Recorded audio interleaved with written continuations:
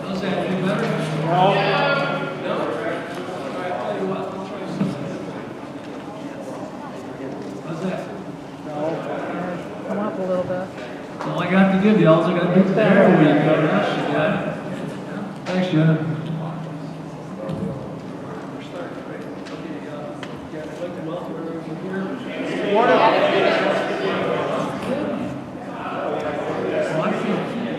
How's that? All right, I'll keep it real close and let's see what happens.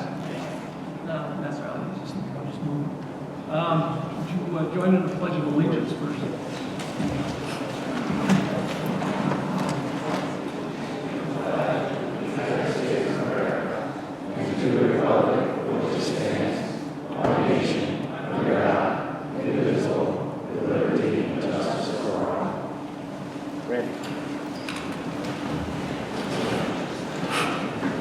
Great, thank you. Mr. Anderson? Here. Mr. Arena? Here. Mr. Rashad? Here. Mr. Bozel? Here. Mr. Walter? Here. Mr. Riesel? Here. Mr. Ramsey? Here. Mr. Bedwine? Here. That works. That's a good one. That's the one that works. What they got the expensive one? Let's see.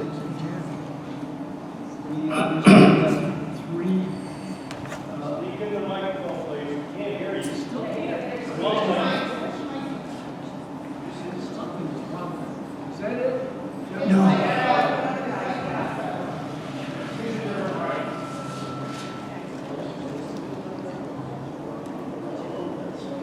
There's a switch on. You gotta flip the switch on that time. We're out of our territory here, so this is all new to us here. Is that any better? No. Is that?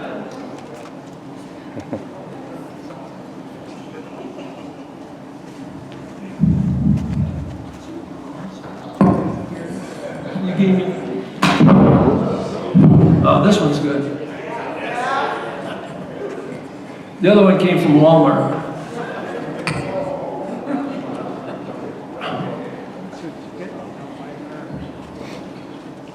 I have no idea. Okay, what number it is. finally, maybe we're getting somewhere here. Better. Again, I'd like to welcome everyone, but before we get started, I know a lot of you were all at the earlier meetings at the school in regard to the CEA project. All I'm going to ask you tonight is please, when someone is speaking, just be respectful, let the person talk, and you'll have your opportunity. I'm not going to tolerate, tell you right now, I'm not going to tolerate outbursts and shouting like those meetings were. It isn't going to happen. I'll ask you to leave. Nobody needs to listen to that kind of stuff. So let's keep it friendly. We're all in Webster. We all live here. Let's get together, okay? Now, I won't go any further on that. Can you please repeat the question when someone asks it so we can hear both the question and the response? What we'll do, if someone has a question or something, we'll ask them to just come right up and use the microphone, right, and come up to the podium. And that's why, again, if there isn't anyone that has not signed in, that wishes to speak this evening, I'd appreciate it if you come up and sign at the white table. Okay? All right, what we've got is 3 minor sign permit requests. And if it's okay with you fellas, can we hear them first to get them out? They're only a little items and sweet. They won't be waiting here so long. Is that all right with you guys? Okay, thank you. All right, then go ahead, Dave. Why don't you start with the first one? Webster Presbyterian Church sign replacement applicant is requesting a sign approval for a 32 square foot monument sign located at 550 Webster Road to replace their existing sign under the Code of Town of Webster. You have applicants here? Yeah, sure, come on.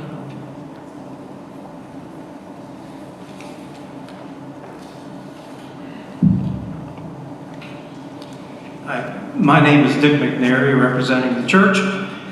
We have an old sign that does not represent the vibrancy of the church, and so we have a brand new one that is pretty nice looking, we think. And we want to install it at the same distance from the roadway as the current sign, but moving it about 100 feet to the south so that it'll be directly in front of the building. But in relation to the roadway, it will not change. And it's physically, they're both 32 square feet. It's just a new vibrant sign, slightly new location. Okay, so you're just changing the sign location, same size, new sign? They're both 32 square feet, yes. Right. A little bit different configuration, but 32 square feet. Okay, well, how is this lit? Excuse me? How is it lit? Oh, it's internally lit, LED. It'll be dawn to dusk, controlled by the same controller as other parking lot lights. Okay. Okay, anybody any questions or concerns with this? And the illumination, the text will be illuminated per the code, not the Yeah, not background the is whole opaque. thing. Nice job. Okay. Anybody, any questions, concerns? Just one thing, Sure. should there be a number on that sign? There will be a number. It'll be on the front edge, the edge facing the roadway. The sign's physically 1 foot thick, so it'll be in I think it's 5.5 inch numbers on that edge. Okay, that's good. That's good. Okay, anybody else, any concerns? Derek, anybody? Okay, not any. Somebody want to make a motion for an approval of the sign? Gotta do secret. Oh, you got to do a secret, I'm sorry. Motion for secret. Town of Webster Planning Board considered a request by applicant Webster Presbyterian Church for a 32 square foot monument sign located at 550 Webster Road to replace their existing sign. The planning board classifies the proposed action as a type 2 action under section 617.5C2 of the State Environmental Quality Review Regulations and therefore is not subject to further review. Okay, we have a motion. Need a second? Second. Have a second? Mr. Anderson? Aye. Mr. Arena? Aye. Mr. Kashani? Aye. Mr. Malta? Aye. Mr. Koso? Aye. Mr. Mixel? Aye. Mr. Ramey? Aye. Okay, we're all set. Good luck. Thank you very much. Oh, wait, that was this one I got. I'm jumping, I'm trying to push it too quick here tonight. We need a motion, so well, the sign is okay, we're all right with it. I'll make a motion to approve the Webster Presbyterian Church sign replacement that is 32 square foot monument sign located at 550 Webster Road is applied for per the drawing that is dated. It's dated, the drawing is dated 10/30/19. I motion need a second. Mr. Arena? Aye. Mr. Mixel? Aye. Mr. Ramey? Aye. Mr. Koso? Aye. Mr. Anderson? Aye. Mr. Malta? Aye. Mr. Kashani? Aye. Now you're all set. Good luck with it. Thank you. Okay, Dave, go ahead. American's Best Contacts and Eyeglass sign. Applicant is requesting a sign approval for a business located at 927 Holt Road, Webster Town Plaza for a 74.21 square feet of building mounted sign under the Code of Town of Webster. Good evening, Kirk Wright, Sign and Lighting Services, 530 Route 104, Ontario, New York.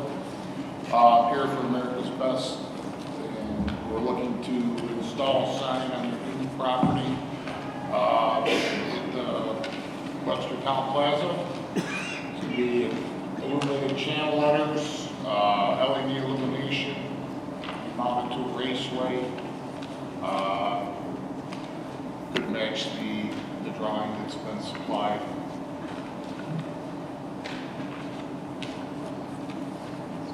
Doesn't look anything too serious. He's going up to Skechers, I believe, or something. The plaza.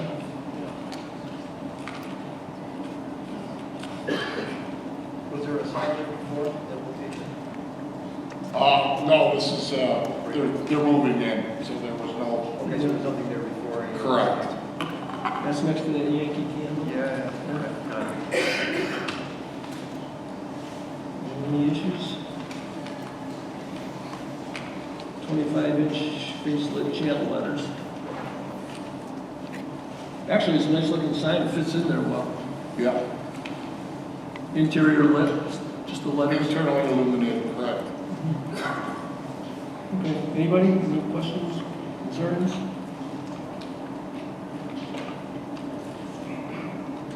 Conforms to the facade size. Okay. We got to do a secret. You want to do a secret on it? Keep going. The motion for seeker, Town of Webster Planning Board consider request by applicant Sign and Lighting Services for a 74.21 square foot building monumented sign for America's Best Contacts and Glasses located at 927 Holt Road, Webster Town Plaza. The Planning Board classifies the proposed action as a type 2 action under section 617.5C9 of the State Environmental Quality Review Regulations and therefore is not subject to further review. I'll second. Here we have a motion. Mr. Anderson? Aye. Mr. Arena? Aye. Mr. Kashani? Mr. Malta? Mr. Kosel? Mr. Mixel? Mr. Anderson? Aye. Okay, someone motion. I'll make a motion to approve the American Best Contact Eyeglass sign for its business located 927 Holt Road in Webster Plaza. Suite 300, drawing number 1907, 003-0. Second. Mr. Arena? Aye. Mr. Kosel? Mr. Rampy? Aye. Mr. Mixel? Mr. Anderson? Aye. Mr. Malta? Mr. Kashani? Okay, you're all set. Thanks. One more sign. One more sign. Creative Shell sign applicant is requesting sign approval for a business located at 807 Ridge Road, Webster Woods Plaza for a 27.3 square foot building monument sign under the Code of Town of Webster. Applicant here? That's an easy one tonight. Okay, we'll make a motion to table. Make a motion to table the creativity shelf sign until our December 3rd meeting. Second. All in favor? Aye. Okay, we tabled that one. That's out of the way. Okay, now we're down to the real stuff here, I guess. That's what everybody came here for, right?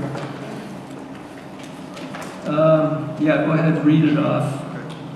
Before you do, just to clarify. Again, I want everybody to, I think you're aware, this is not a public hearing. That's the next meeting. This is strictly a sketch plan review. This is only where the board gets a chance to see what's here, what's presented by the applicant. We don't vote on it, we look at it, we approve, move forward or deny or whatever at that point, but there's no motion for approval at this stage of it. But I'm just gonna ask that everybody just be respectful, like I said before, to the person speaking, that's all. Okay? CEA Fresh Farms, applicant CEA Fresh Farms is requesting concept plan review to construct a greenhouse facility to be located on 140.8 acres on State Road. Proposed facility is a permitted use in the LL Large Lot Zoning District, per the Code of Town of Webster.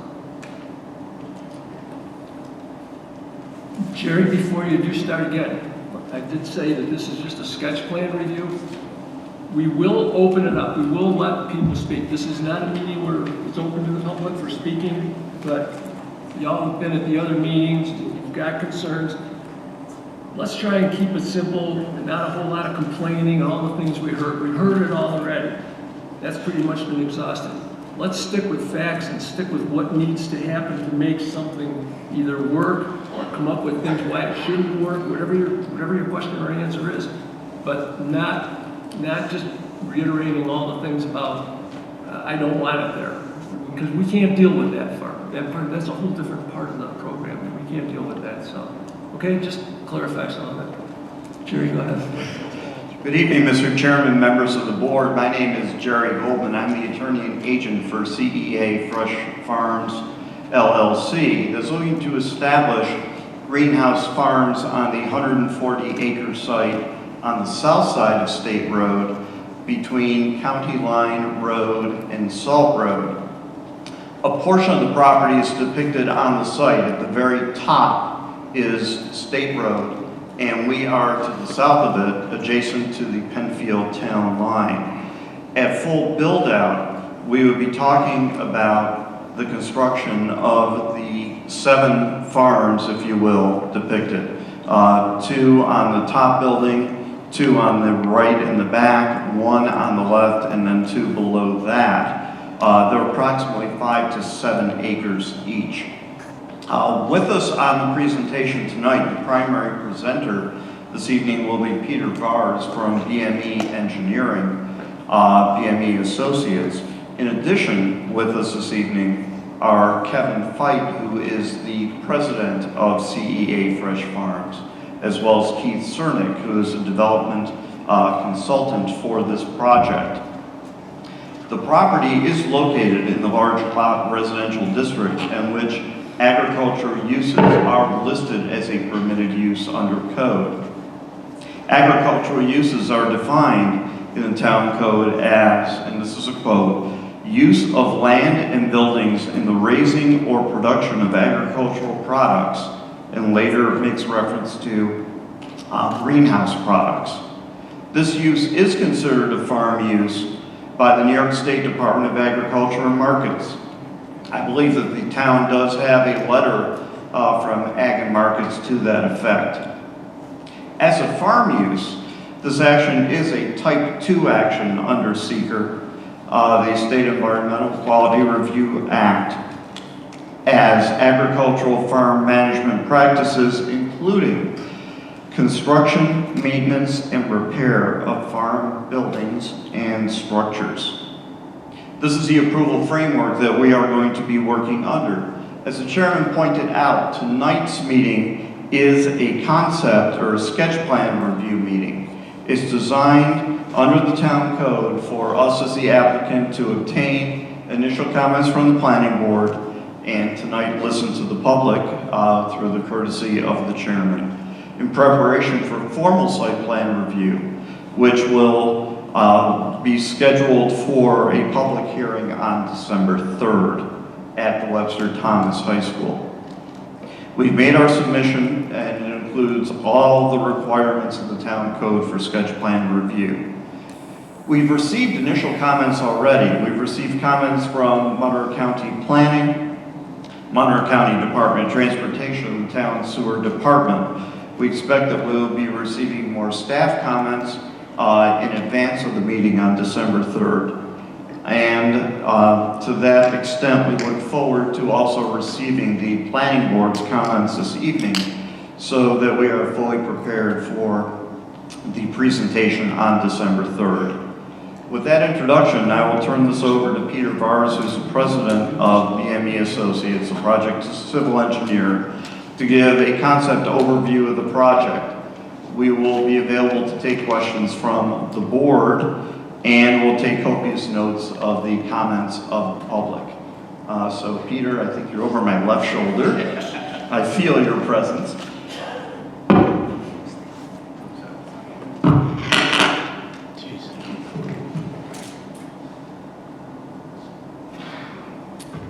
So, good evening, board members. As Jerry mentioned, my name is Peter Bars with BME Associates. So what I'm going to do this evening is just to walk you through the concept site plan that's been prepared for the CEA Fresh Farms. As Jerry mentioned, the project is located on 140 acres. The property generally slopes from the southwest corner at the bottom left-hand corner of the drawing up on the screen to the northeast up to the upper right-hand corner. The current land use is a mix of agricultural lands and a wooded area in the southeast corner. A tributary flows south to northeast through the property that separates that wooded area from the farmlands. The development proposed will be a phased development. It will total 7 greenhouses, as Jerry mentioned, with each greenhouse measuring just under 7 acres in size. So the total build out of the greenhouses will be just over 48 acres. The greenhouses will contain all of the nursery propagation and growing spaces. In addition to the greenhouses, or each greenhouse will also be outfitted with an approximately 36,000 square foot support building. That building will house areas for offices, the employee areas, but the processing and packaging areas for the produce. So the total area of those support spaces is just under 7 acres. Finally, there will be approximately 9 acres of pavements, access roads, parking areas to support the operations of the greenhouse farms. So that brings the total development footprint of this project at just over 64 acres of the total 140 acre site. So approximately 45% of the property area. The remaining lands will consist of ponds, stormwater facilities, buffers, and retain natural features.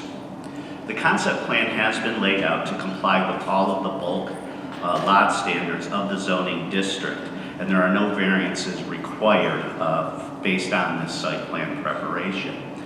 As you can see on the rendering, the greenhouses have been set back rather far from State Road. The west side or left-hand side greenhouses will be almost 900 feet off of State Road. The east side greenhouses, or on the right side, will be almost 200 feet off of State Road. In addition to that setback, along State Road, there will be a landscaped berm buffer proposed. That berm will be as high as 25 feet and planted to provide additional buffering and screening from State Road point and points north to the greenhouses.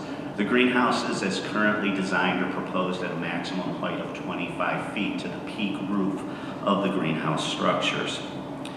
Access to the site, the primary access will be off of State Road. The access is approximately 3,800 feet east of Salt Road. It's basically in the center of the site, the gray area driveway that you see there. That will serve the parking areas, the loading, the shipping, and receiving areas. At full build out, the parking provided is at approximately 300 spaces. Though that parking lot will be lit by building mounted lighting, LED dark sky compliant fixtures. There are no light poles proposed with this concept plan. A secondary access is proposed at the west end of the site at the left-hand side. That is provided for 2 purposes. One was at the request of the fire marshal to provide a secondary means of access into the property, and it will also serve as a perimeter access road around the greenhouse facilities. And that driveway is about 3,000 feet east of State Road. The project site will be served by public water off of State Road. A private sanitary sewer system will be constructed on the site and down State Road and connect to the municipal sewer system on Barrow Hill Drive. And as Jerry mentioned, we have already received preliminary comments from the town sewer department concerning that design. Finally, the site will also include an on-site stormwater management system. It will be a stormwater management plan that will be designed in compliance with the Town of Webster standards and the New York State DEC standards. A complete design and engineer's report for this has been prepared in support of the preliminary final site plan that we hope to review with you in 2 weeks, and that is on file with the town. So with that, that sums up our concept plan presentation, and we'll be available to answer any questions that the board may have. Anybody, any questions right now? Yeah, the high pressure water heating tanks are going to be about as high as the building, about 33 feet. What was that? I'm sorry. The heating tanks. Oh, Yeah, they're going to be as high as the building. correct. Yes, Now, does it take the water from the pumping house next to it to the tanks? Is that the way the route it goes? Or? So what happens is the irrigation pump, so all the rainwater that hits the roofs is collected, okay, off the roofs, and it is stored in the irrigation ponds. From there, water is pumped into those tanks where it's processed and whatnot, and then that's also part of the recirculation process because it is a hydroponic growing system. So as the water is used in the greenhouses, it's recycled, and that's where the pump house and the tank outside are brought into use.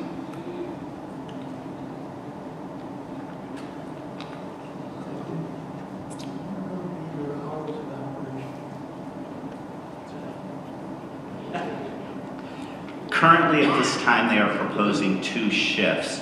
The first shift, which is the primary shift, would be 6 a.m. to 2 p.m.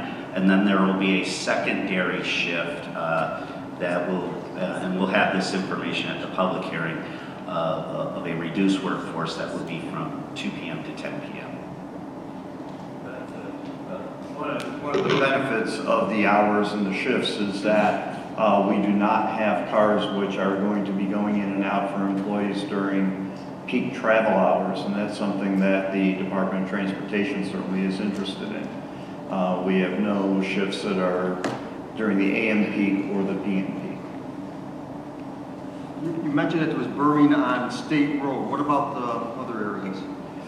Is there any other berming going to be around the whole, So there's 2 things about that. We'll have graphics with us at the public hearing in 2 weeks. The west side property line is very heavily vegetated now, and actually the topography there also, because that's the high point, and the grading that was provided shows that these greenhouses will sit below that. So the vegetation along that west property line that will be preserved will effectively screen the greenhouses from the west. On the east side, obviously the majority of the east side property line from the south, about 2/3 up, is dominated by the existing wooded area. Along the last third of the portion up is actually what we are doing with that berm, is we will be wrapping it around the corner, so to provide additional screening along the east property line. And one of the things also, based on our review of the existing vegetation, is the landscape plan will be enhanced along that east property line to basically fill in the gaps of what is currently there. but as you were saying, on the west side, the way the topography is, you won't be able to see the buildings? Correct. What we'll do is we'll bring a cross-section Okay. with us to the public hearing on the 3rd, on a east-west plane that'll illustrate that very clearly. Very good. There's an irrigation area on each of the buildings. What is that for?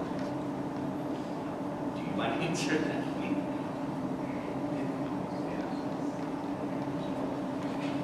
Hi, Kevin Cricht, CEO of CEA Fresh Farms. And your question again? There's an irrigation area right next to the boiler room, and between the boiler room and the storage. What is that for? Yes, that's where we actually bring the water in from the storage areas outside that Peter went through. And from there, basically, we actually purify the water, and then we actually charge it then with our nutrients and minerals. Then it then transports from there into the grow facility. So there's a series of pumps along with reverse osmosis that purifies the water. Is there going to be a redundant system? In other words, if one pump fails, the other one's pick up? There is. We have redundancy built in both on the purification coming in as well as actually we're recharging once the nutrient solution goes through the system. We're actually recharging that again. Are all the buildings going to be built at one time? No, we're going to be starting off with the first farm on the west side. and actually the second and third farm on the west side. Obviously, more than likely, the irrigation water storage ponds will be put in first when you develop the property, or Yes, both are Peter. going to be in? Or So the irrigation ponds will be phased construction also based Okay. on the phased construction of the farms because the ponds are sized to support a certain number of farms, so they would be phased also. is there, around the ponds, are there going to be any protection areas, or what's going to be around the ponds? As been discussed, likely there will be some type of fencing, but part of it, there's been discussion that design would be of an agricultural nature. Farm site, it's not going to be like a chain link fence or something like that. It would be something with some aesthetics to it. Can you talk about the lighting within the greenhouses? The lighting, Yes. so it'll be LED lighting that is utilized within the greenhouses, and then there will be shades employed with the greenhouses also. Shading is going to be on the sides and on the roof as well to try to contain the light. In addition, as part of the whole growing process, lighting is necessary approximately 18 hours a day, and 6 hours would be essentially dormant. So every effort is going to be made in our design to contain the lighting as much as possible within the site and within the buildings. Now, you mentioned that the rainwater is going to be collected.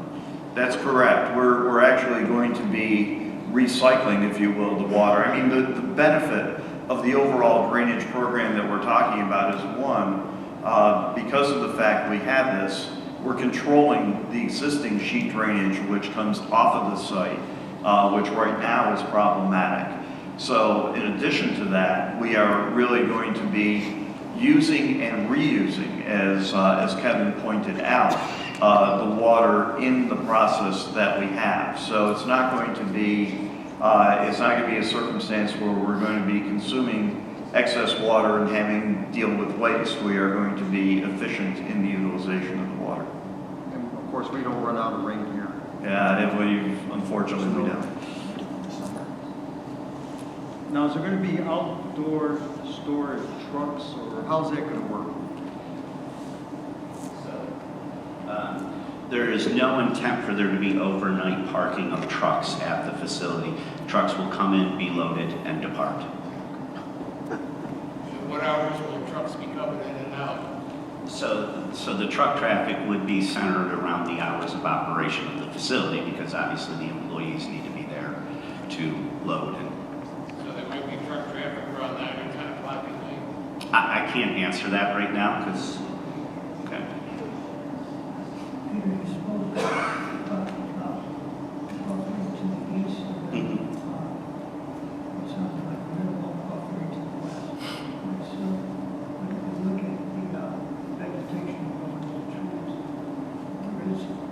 Mike, There still is, we've got additional residential built on the west side of this building. What, any plans or what can we do for some additional buffering on there? Yeah, I have no problem. I have no problem looking at additional buffering up along the west property line. We can look at that between now and the third. I think it's something we need to look at. Sure. All right, thank you. Yep. Is there an anticipated weight of the trucks, and then is that been taken into account for the traffic study? Yes, the truck trips projected for each farm construction and full build out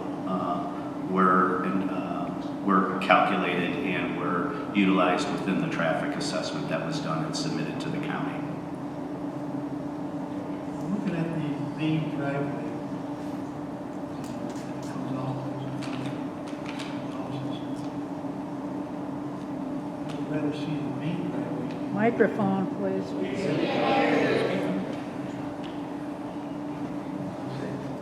Can't hear you. Never can.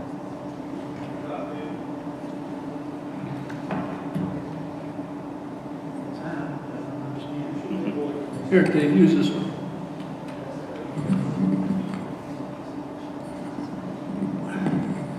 Okay, I'm looking at the main drive where it comes out facing several homes. Why couldn't you make the main driveway come in where you have the gravel driveway? Make that the main entrance. This way trucks are not going across in front of these homes, in and out. And make where the main driveway is the gravel temporary drive. So we've located the main access point where it is primarily because it facilitates the phasing of the construction and of the development of the farms, and it actually would minimize the amount of disturbance that's necessary, especially for the loading and the shipping areas. There has been already some initial discussions coming out of the public information meetings about actually relocating that driveway to minimize the conflicts with the properties on the north side. So that was brought to our attention. That is something we're looking into. At the end of the day, though, the access points do have to be approved by the Department of Transportation in Monroe County, and they do have some site distance requirements that we have to meet, and so we have to be sure of that also. You know, I'd like to see if there's any possibility of making a change, because I don't want to see trucks at night with their bright lights shining after these houses. Understood. In the center of the property, it says there I'm sorry. In the center of the property, there's a future proposed central processing parking. What's that area? It's going to be just pavement for now? Yes, that would be just part of the receiving area now. Where's the waste and trash gonna go from each of the greenhouses? Is it stored inside or will it be outside? No, there are, on the site plans, there are dumpster locations indicated, so there will be a couple of dumpsters that are located on the property. Are the dumpsters gonna be enclosed? Yes, they would be, as required by the town of Webster standards.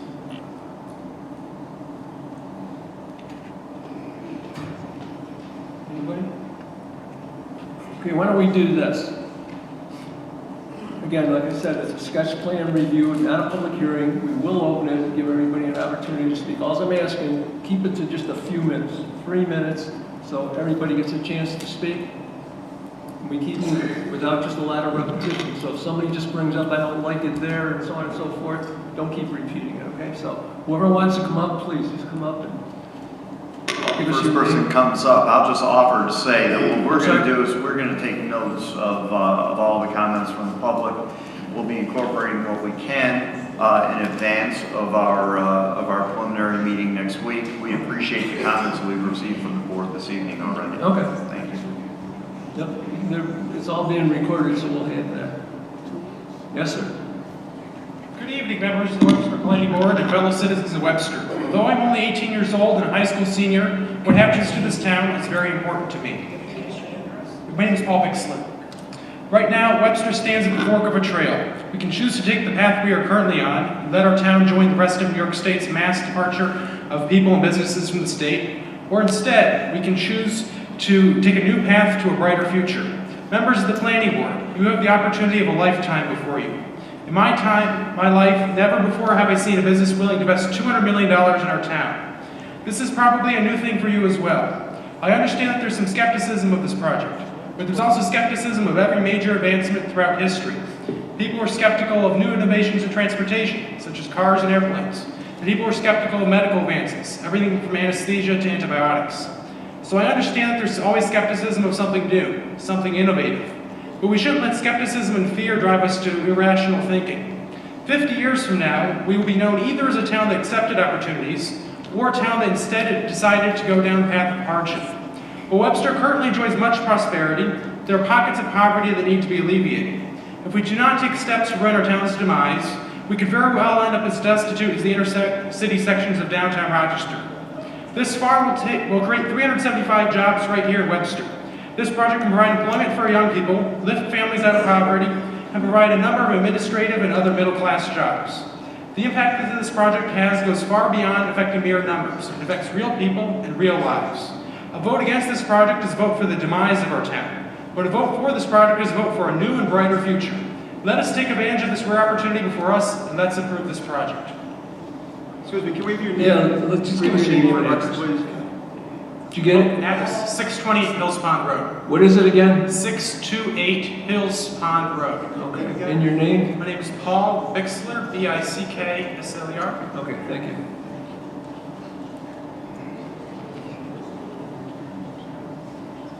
Okay, anyone else? Yes, sir.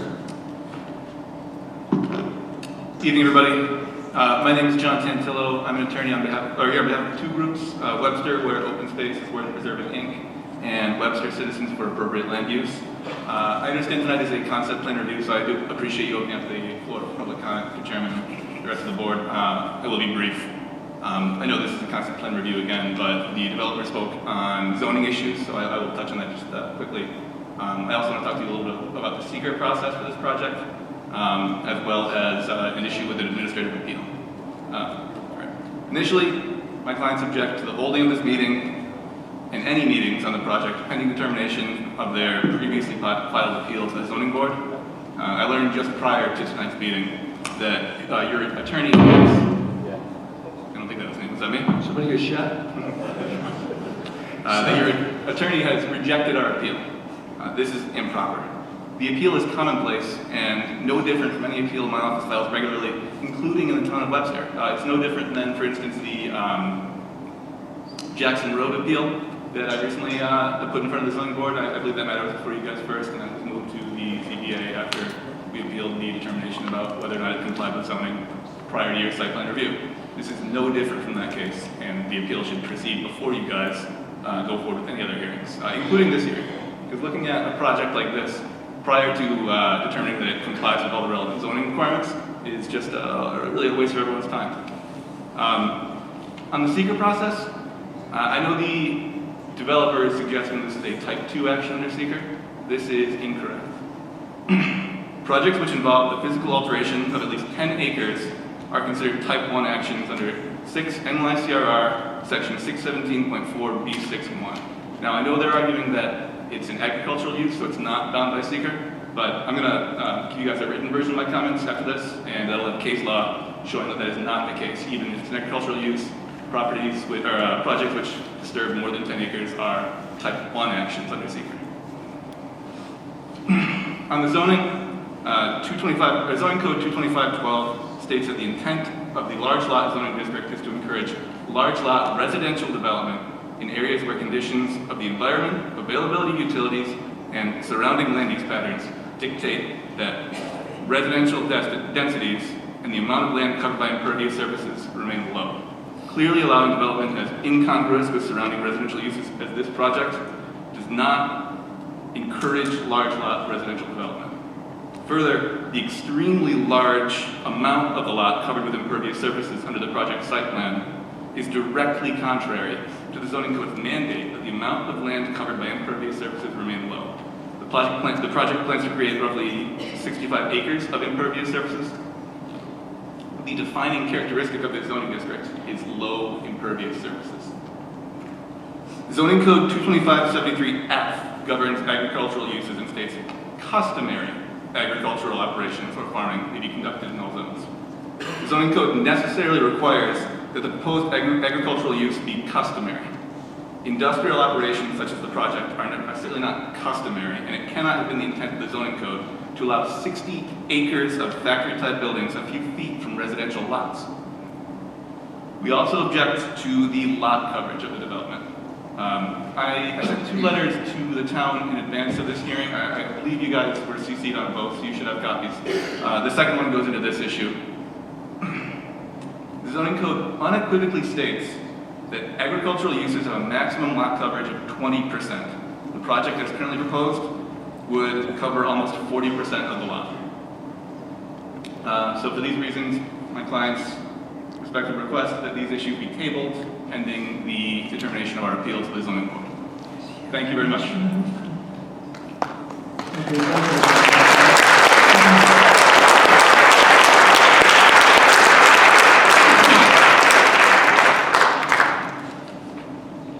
Yes, sir. Hi, I'm Nathan Roth. I live at 1103 County Line Road, so I'd be over on the right side of this picture here.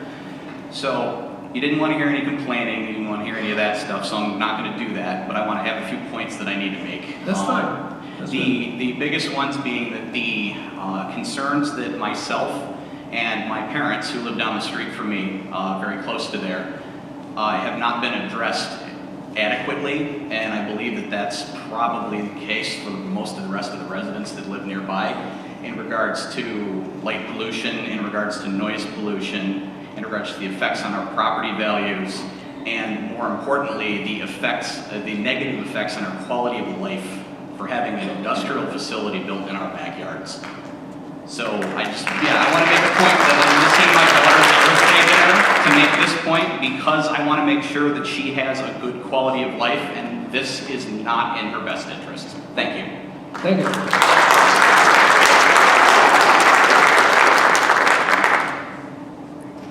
Anyone else wishing to speak?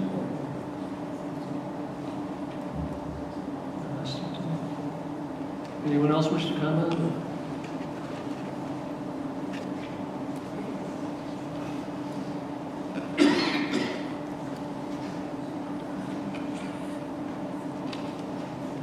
Hi, my name is Brenda Schwenzer. I live at 1085 County Line Road. I have two questions. I am under the understanding that this property that's going to be utilized was used as a contaminant dump area. And if they are pulling water off this, what is going to happen with this lovely lettuce they're going to produce is my question. If it was contaminated for years and years by dumping of industrial waste, then why is it being utilized for this? Second of all, the quality of life that's going to happen, as this gentleman said, to us in the neighborhood is going to be very much depreciated. And how many of you live in the area where this is going to go on? Because you're going to be the ones voting on this. Do any of you live around there? Probably not. Thank you.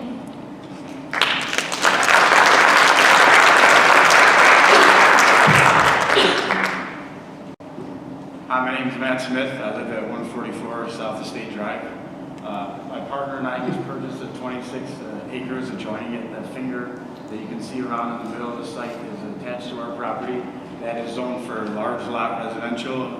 That was the intent. I'm not really sure what we're going to be able to do there if something like this gets put up next. I would just like to caution the board against all the unknowns that are there. With 9 acres of asphalt, that's a lot of runoff that has to get put somewhere that isn't coming off a roof and it's by nature contaminated. And where's all that water going to go to?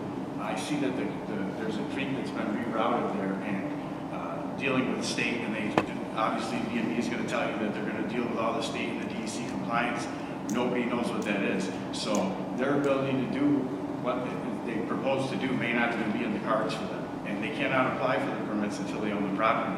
So with all those unknowns, coupled with the traffic study that seems to be flawed from the informational needs, it doesn't really give an accurate depiction of it, along with the trucking hours, it just seems to be that there needs to be a lot more foresight and thought put into something before we even consider it.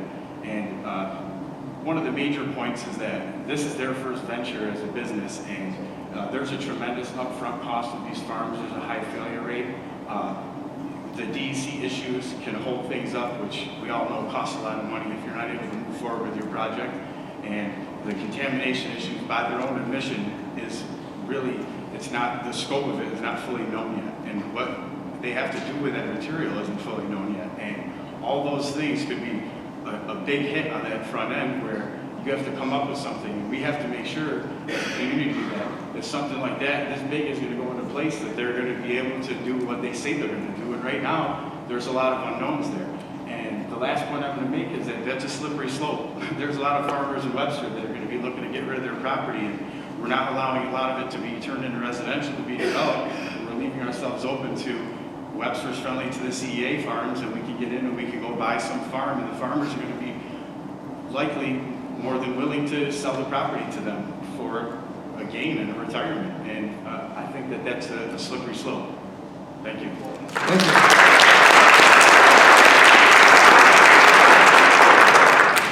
My name is David Bixler. I live at 628 Hills Pond Road. Many years ago, I began my career at Xerox, my first job out of grad school. And after a few years there, I went to California and came back.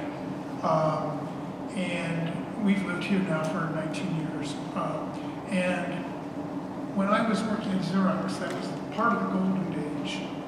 And I would love to see that happen again. Webster has not been... Excuse me just a second. Tip that microphone up a little, because I don't think you hear you well. Webster is There you not, go. Thank you. Webster is not what it was in the golden age, but we don't have to settle for that. This represents something that could turn that around again. When I was at Xerox, it was a fun job. We were doing things that sold all over the world. How many times do you get an opportunity like this? Let's build for the future, okay? Okay, thank you.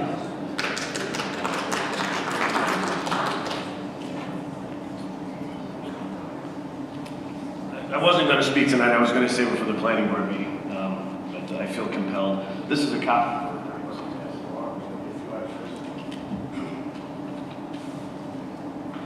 My name is Chris Provenzano. I'm a lifelong resident in Webster. Everybody, folks that know me, know that I can speak very well from the hip, from the heart, and on point. But there's some things here that need to be said, and I specifically need to say them to our board, and that's why I wrote it down. So I'm going to be going like this a lot, and I apologize for that. A lot of character for me, but that's the way it's going to be. Mr. Chairman, the board, thank you for giving us, the residents and taxpayers of the town of Webster, an opportunity and a forum to share, provide pertinent information and facts surrounding the pending sale and proposed applicant's industrial project. Specifically now, in the industry, referred to as a grow factory, and you can Google that. The applicant held 3 informational meetings on November 6th, 7th, and 10th to sell their concept and ideas to the town of Webster. Mr. Chairman, you were present at all 3 of those events, and for that, I'm personally grateful. You were able to witness firsthand the applicant intends on constructing and operating a grow factory on a scale and clearly on all fronts is an industrial operation. Your presence made me comfortable in knowing that you were able to see for yourself what's in front of your planning board today. The fact that the applicant wasn't able to answer or address the simplest of questions regarding financing, experience, and with regarding existing facilities that they own and operate, because they don't, management, day-to-day operations, and the impact that this facility will have on the location itself, played out very well for those who wanted to see what this project was all about. The most revealing statements were made by their lead salesman, and unfortunately for them, we all got to see it and hear it. It's not for us to determine how or why the applicant chose this specific property, or why they were led to believe their project was suited or viable on a large lot, residential, agricultural R3 parcel that will play out on its own. It is, however, all of our responsibility to properly vet the project, its intentions, and most importantly, that everyone follows the full and proper process. The process, when done transparently and correctly, will prove out that the applicant made an error in judgment by selecting this location. Why the applicant chose to apply for and present their plan to your board as a C-Corp Type 2 action is again something that is not for us to decide or to waste our time on. From their public meetings alone, you can soundly determine that this project qualifies as a C-Corp Type 1 action. The location, its makeup, designations by New York State Agriculture, the DEC, the Army Corps of Engineers, its many shortcomings based on a site plan, infrastructure leading in and out to operate an industrial facility of this size, again firmly qualifies this as a Type 1 action. We are here to ensure, assist if you will, you and your board by providing facts and information related to this project, its location, and ultimately proving that this most certainly is not suitable for this factory. There are other viable locations both in and around Webster that are suited for grow factories. Industrial operations looking to prosper under the umbrella of agriculture, a designation that was defined to suit farmings of the past, needs to be addressed. The definition of agriculture and how it is to be used in 2020 must be redefined, just as many other things have evolved over the last 100 years. Projects of industrial magnitude and nature cannot and should not be able to hide under agricultural umbrella. Hydroponics are here and are a valuable resource to sustaining and feeding Americans today for our children and our grandchildren. These facilities, however, are factories, and although they produce food grown from seed, it does not or should not automatically qualify such as agriculture under the current outdated definition of agriculture. We're not going to solve that in this forum. However, you and your board must see and consider all the facts and circumstances surrounding this project. A type 1 action. The process needs to run its course, and if allowed, you will hear more about that tonight. In closing, we, the citizens of the town of Webster, ask each and every board member to visit a grow factory of this size and magnitude. Oh, wait a minute, you can't, because there isn't one. However, you can easily visit the Intergrow factory located where it belongs, in and on an industrial parcel just off 104. At dusk or dawn, throughout the night, just look up in the sky to the northeast and follow the enormous glow. You'll be able to spot it from miles away. Once you are there, take in the enormity. Multiply that by 7. 110 football fields of glass visible from the moon. Large lot, residential, R3, agriculture. Thank you very much.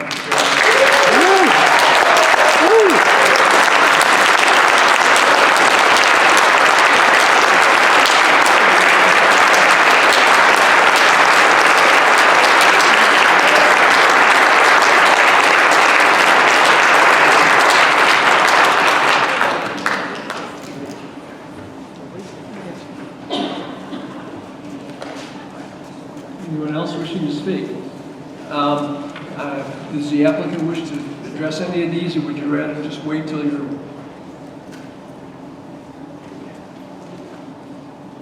We appreciate receiving the comments. We'll take them into account and be prepared to address them at the next meeting. In terms of the legal issues, we'll take a look at those as well and be prepared to address them with the town's council and with the neighbors' council as well.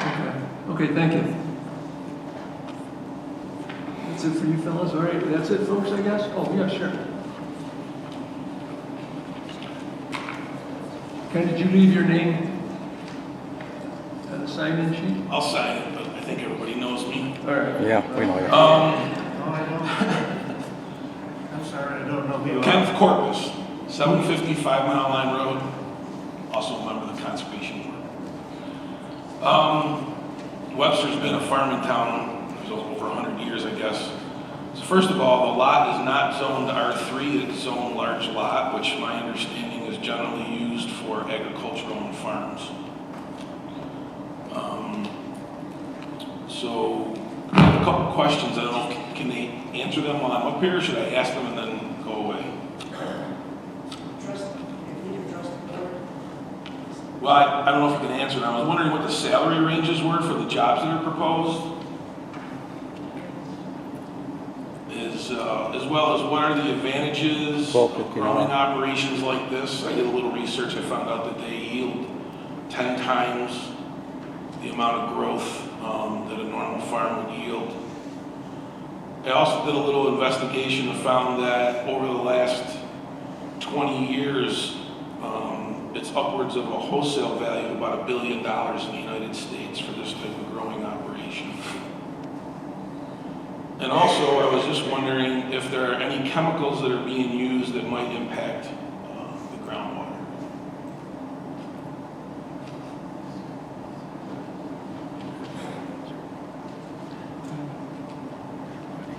You want to hold on that too? Okay. Yes, ma'am.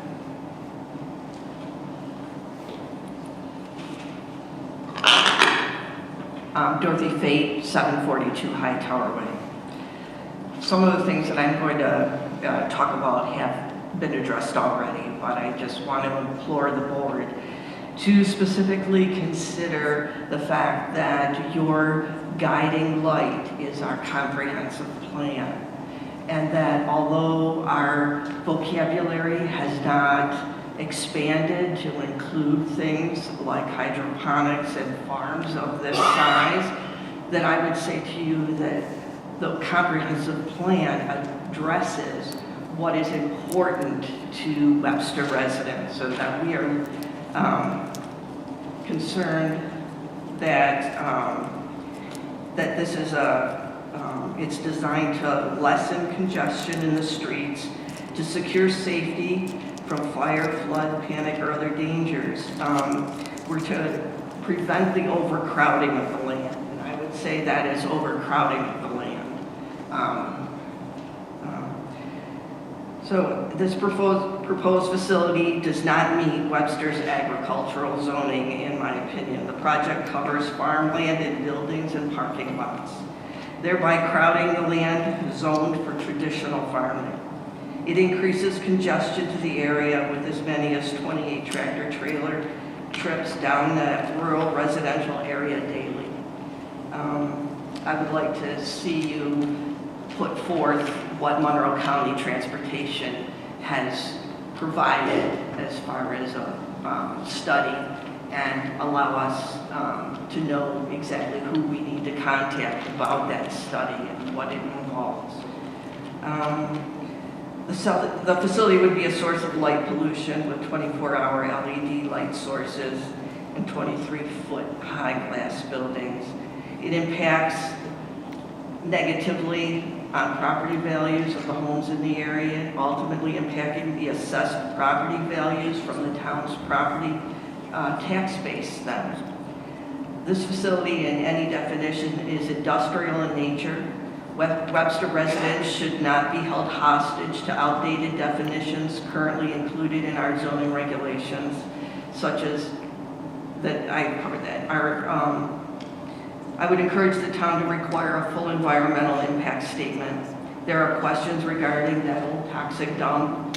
How will this company protect the groundwater flow from contamination? How will the retention ponds they use be protected from any possible contamination? What impact will all these buildings in the blacktop areas have on any floodplain areas? And what DEC permits are required, and have those been sought? I'm also against any type of pilot for this project that's payments in lieu of taxes. They didn't work well for Irondequoit and the Irondequoit Mall, and I would be opposed to seeing Webster negotiate anything like that. My concern is that those pilots are taking my taxes out of one pocket and putting them in the other. So I would be opposed to anything like that. Any negotiated payment never equals the services utilized by the entity that was granted that pilot. I'm opposed to granting this industry permission to begin construction of these greenhouses at this particular location. This location would be an irreversible loss of natural resources. I am asking the planning board to follow the spirit of our zoning regulations and of our comprehensive plan and deny building permits for this facility at this location.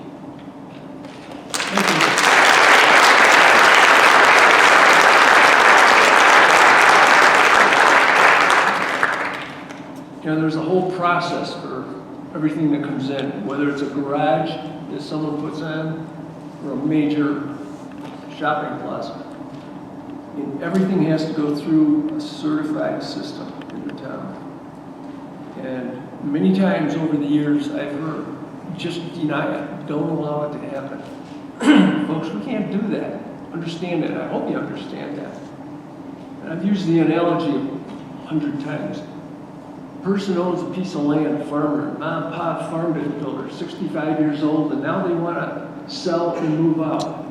Well, you all work at Xerox, Kodak, Bausch and Lomb, all these industries and stuff, and there's pensions and 401ks. This mom and pop on the farm, they didn't have that. That's their property. that becomes their pension ultimately. So they have the right to sell it, and someone has the right to build it. Now, the glitch in some cases is, can that site be used for what is being proposed? And if it meets the requirements, it's very difficult to turn something down. We can't just say, it's a beautiful piece of land, kids fished there, they hunted there, and we want to preserve it. The only way you can do it is buy it. Short of that, we have to work with what the law says. If you were sitting here, you would do no different than what we have to do. I don't know what the whole outcome is at this point, because there were some good questions, need to be addressed. Again, this was informational. But understand, that's how it works. So when you say just deny it, or just turn it down, or preserve it, it takes money to preserve land. So that's the way we have to look at it. And that's first and foremost in our head. So hope you appreciate that understanding of it. And I think most of you do. And another thing tonight, you guys have been great. I really appreciate the way you've been. It helps us too, because when you're hearing shouting and screaming and carrying on, that does no one any good whatsoever. So thanks again for that. So that said, anybody else wish to speak, or are we all done? Okay, well, we thank you all very much for coming in, and we'll just see what comes along down the pike here. Thanks again, folks. Appreciate it.